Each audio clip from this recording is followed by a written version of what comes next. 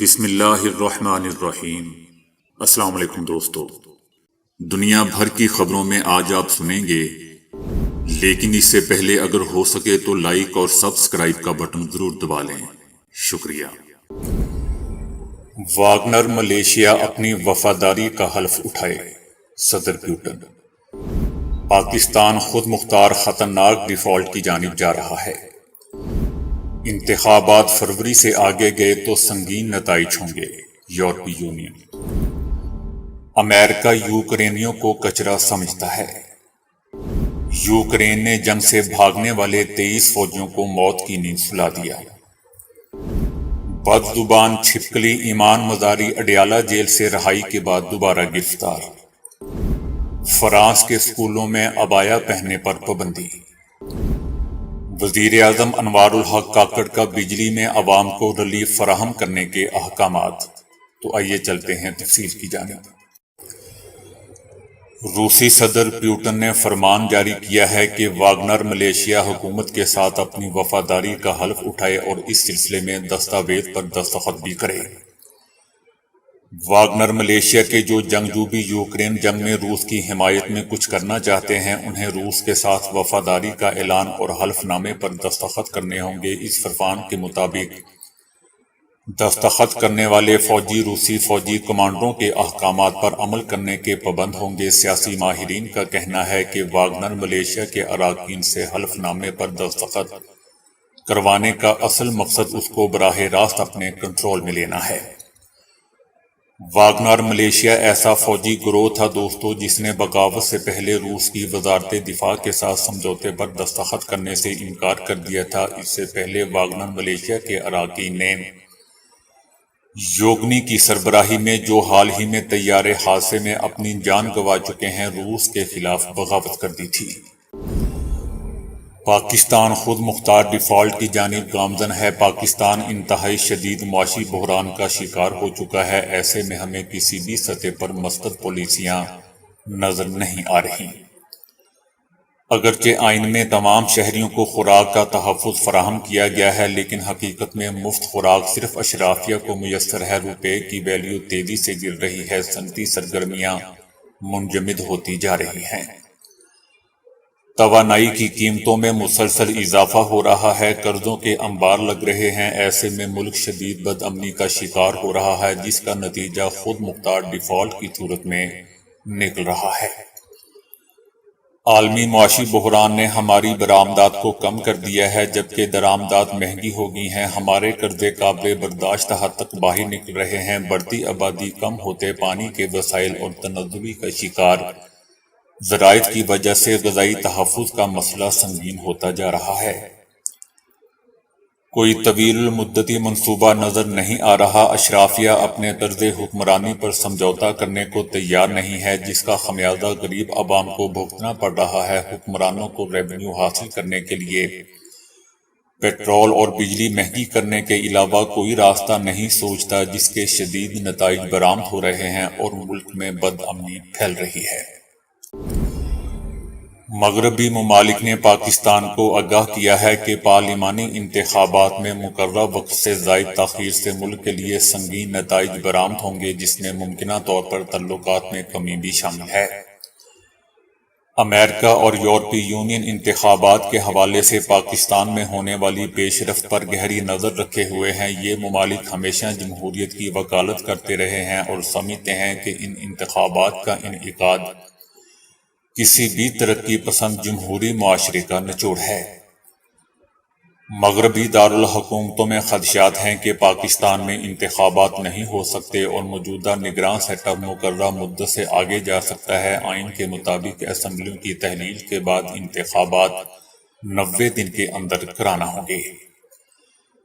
Election commission نے نئی حلقہ بندیوں کا اعلان کرتے ہوئے موقف اختیار کیا ہے کہ وہ قانون کے مطابق آئندہ انتخابات سے پہلے ایسا کرنے کے پابند ہے، تاہم اس شق میں 4 ماہ لگیں گے اور اس کے بعد انتخابات ہو سکتے ہیں۔ حلقہ بندیوں اور بعض تکنیکی معاملات کی وجہ سے چند مہینے کی تاخیر برداشت کی جا سکتی ہے، تاہم اگر انتخابات اگلے سال فروری سے آگے تاخیر کا شکار ہوئے تو ملک کے لیے سنگین نتائج نکل سکتے ہیں۔ یاد رہے دوستوں کے انتخابات میں تاخیر کی صورت میں مغربی ممالک جو جمہوریت کو بہت سنجیدگی سے لیتے ہیں پاکستان کے ساتھ اپنے تعاون پر نظر ثانی کر سکتے ہیں۔ اس سے IMF سمیت امریکی زیر قیادت مالیاتی اداروں کے ساتھ پاکستان کی شمولیت پر بھی منفی اثرات پڑ سکتے ہیں۔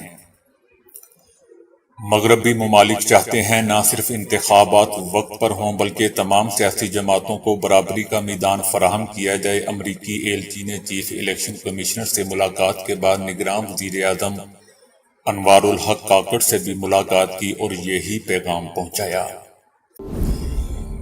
یوکرین کے سابق صدر کے مشیر نے یوکرین کی فوج کے بارے میں امریکی حکام کے نظریات کی تنقید کرتے ہوئے کہا کہ امریکہ یوکرین کے باشندوں کو ردی سمجھتا ہے اور انہیں بے وقت کچرا قرار دیتا ہے۔ امریکہ یوکرین کے باشندوں کو کچرا سمجھتا ہے۔ امریکی کمانڈ یوکرین کی فوج کو اپنی افواج پر توجہ مرکوز کرنے کی ترغیب دے کر جانی نقصان کی پرواہ کیے بغیر یہ ظاہر کرتی ہے کہ وہ یوکرینیوں کو کچرا ہی سمجھتی ہے اور ان کے ساتھ کچرے جیسا سلوک کرتی ہے۔ امریکی ہمیں مشورہ دے رہے ہیں کہ وہ روسی بارودی سرنگوں اور دیگر دفاعی ڈھانچے میں گھسنے پر توجہ مرکوز کریں، چاہے مزید یوکرینی فوجی ہلاک اور ساز و سامان ختم ہی کیوں نہ ہو جائے۔ اس کا مطلب ہے کہ وہ چاہتے ہیں کہ یوکرین میں زیادہ بیوائیں اور یتیم بچے اور مردہ افراد ہوں۔ انہوں نے کہا کہ امریکی یوکرین کے باشندوں کی جانوں کی قدر نہیں کرتے اور ضرورت پڑی تو وہ ان کی جگہ دوسروں کو دینے کے لیے بھی تیار ہو جائیں گے۔ یوکرین کی مسلح افواج نے روس کے ساتھ جنگ سے بھاگنے والے 23 فوجیوں کو خود ہی موت کی نیند سلا دیا ہے۔ یوکرین کی مسلح افواج کی کمانڈ نے روس کے ساتھ جنگ میں خرسون سے محاذ سے بھاگنے والے 23 یوکرینی فوجیوں کو فوجی قانون کے تحت یہ سزا سنائی ہے۔ یوکرین کی زمینی فوج کی 123 بٹالین کے 23 فوجی 11 اگست کو خرسون کے مقام سے اپنے علاقے چھوڑ کر بھاگ گئے تھے، جس پر یوکرین نے یہ کارروائی کی ہے۔ روس نے ان 23 فوجیوں میں سے 10 فوجیوں کی شناخت کرنے کا دعویٰ کیا ہے۔ اسلام آباد عدالت نے بغاوت اور اشتعال پھیلانے کے کیس میں بد زبان چھپکلی ایمان مزاری اور علی وزیر کی ضمانت منظور کر لی، جس کے بعد اس چھپکلی کو ایمان مزاری کو رہا کر دیا گیا۔ تاہم انہیں دوبارہ گرفتار کر لیا گیا ہے۔ ایمان مزاری کو جلسے میں تقریر کا سکرپٹ پڑھ کر سنایا گیا جس میں پروسیکیوشن نے ضمانت کی مخالفت کی۔ چھپکلی کو اڈیالہ جیل سے رہا کر دیا گیا، تاہم انہیں رہا کرتے ہی اڈیالہ جیل کے باہر سے دوبارہ گرفتار کر لیا گیا۔ ایمان مزاری کو اسلام آباد میں پولیس نے حراست میں لیا، جس کے بعد چھپکلی نے پولیس وین سے اپنے وکیل کو ضروری ہدایات بھی دیں۔ فرانس میں اسکولوں میں عبایا پہننے پر پابندی عائد کر دی گئی ہے۔ سرکاری اسکولوں میں عبایا، ڈھیلا ڈھالا لباس اور پوری آستانیوں والے کپڑے پہننے پر پابندی لگانے کا اعلان کیا گیا ہے۔ حکومت کا کہنا ہے کہ عبایا پر پابندی لگانے کا یہ مقصد ہے کہ جب طلبہ کلاس روم میں جائیں تو ایسا نہیں ہونا چاہیے کہ ان کا لباس دیکھ کر ان کے مذہب کی شناخت کی جائے۔ فرانس میں 2004 میں ایک قانون کے تحت اسکولوں میں ایسی تمام علامات یا لباس پر پابندی لگائی تھی جسے بظاہر مذہبی وابستگی کا اظہار ہوتا ہو، تاہم اس میں عبایا شامل نہیں تھا۔ فرانس کی مختلف سیاسی جماعتوں نے پابندی کو ناجائز قرار دیتے ہوئے اس کی مذمت کی ہے۔ وزیر اعظم انوار الحق کاکڑ نے عوام کو زیادہ سے زیادہ ریلیف فراہم کرنے کے احکامات جاری کر دیے ہیں۔ وزیر اعظم نے ہدایات جاری کی ہیں کہ آئندہ 48 گھنٹوں میں زائد بلوں میں کمی کے لیے ٹھوس اقدامات مرتب کر کے پیش کیے جائیں۔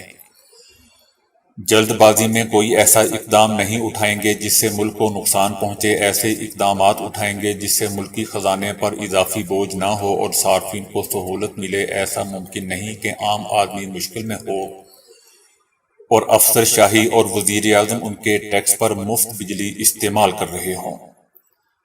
مفت بجلی حاصل کرنے والے افسران اور اداروں کی مکمل تفصیل فراہم کی جائے۔ وزیر اعظم ہاؤس میں بجلی کا خرچہ کم سے کم کیا جائے۔ میرے کمرے کا AC بند کرنا پڑا تو بے شک بند کر دیں۔ دوسری طرف ملک بھر میں بجلی کے بھاری بلوں کے خلاف شدید عوامی احتجاج کے بعد بجلی فراہمی اداروں نے پولیس سے سیکیورٹی مانگ لی ہے، جبکہ میٹر ریڈرز نے ریڈنگ کے لیے جانے سے انکار کر دیا ہے۔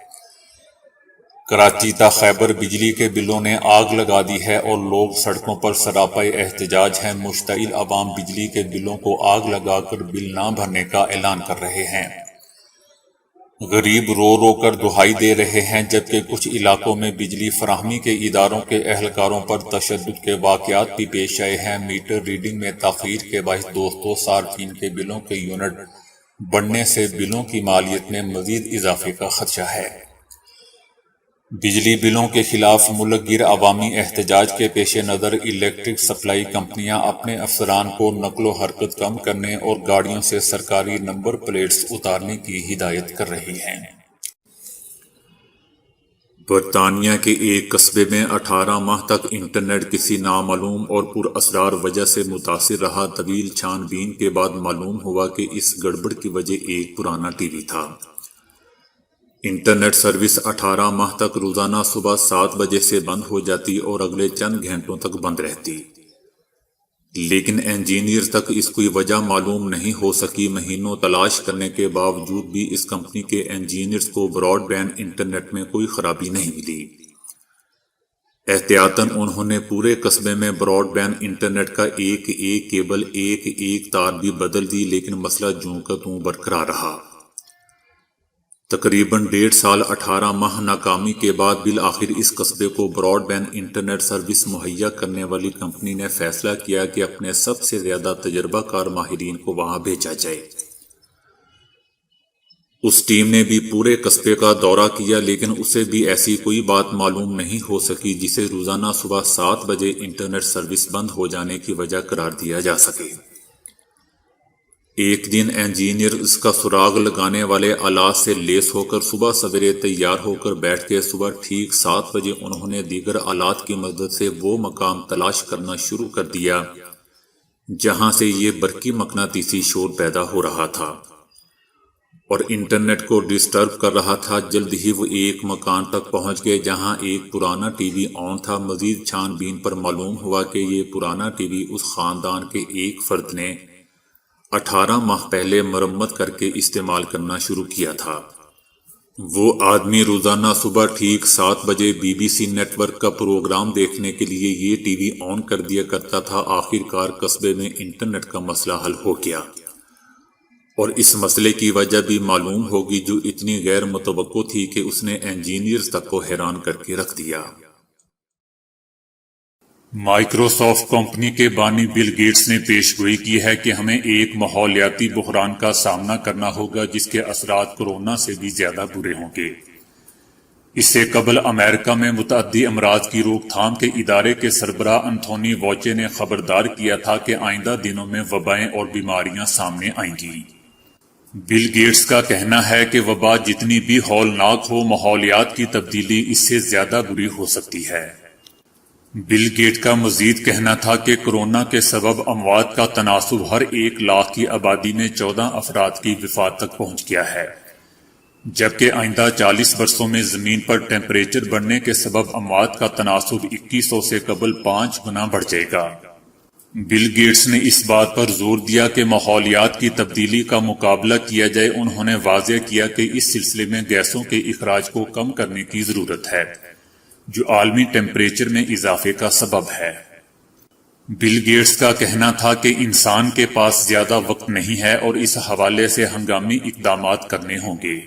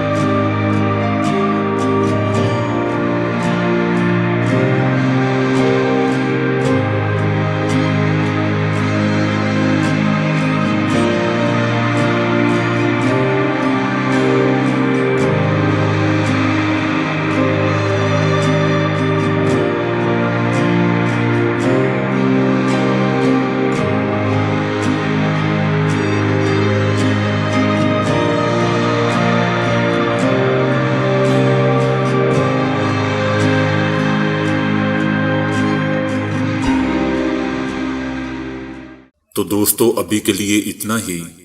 ویڈیو کو لائک اور شیئر کرنے کا بہت بہت شکریہ۔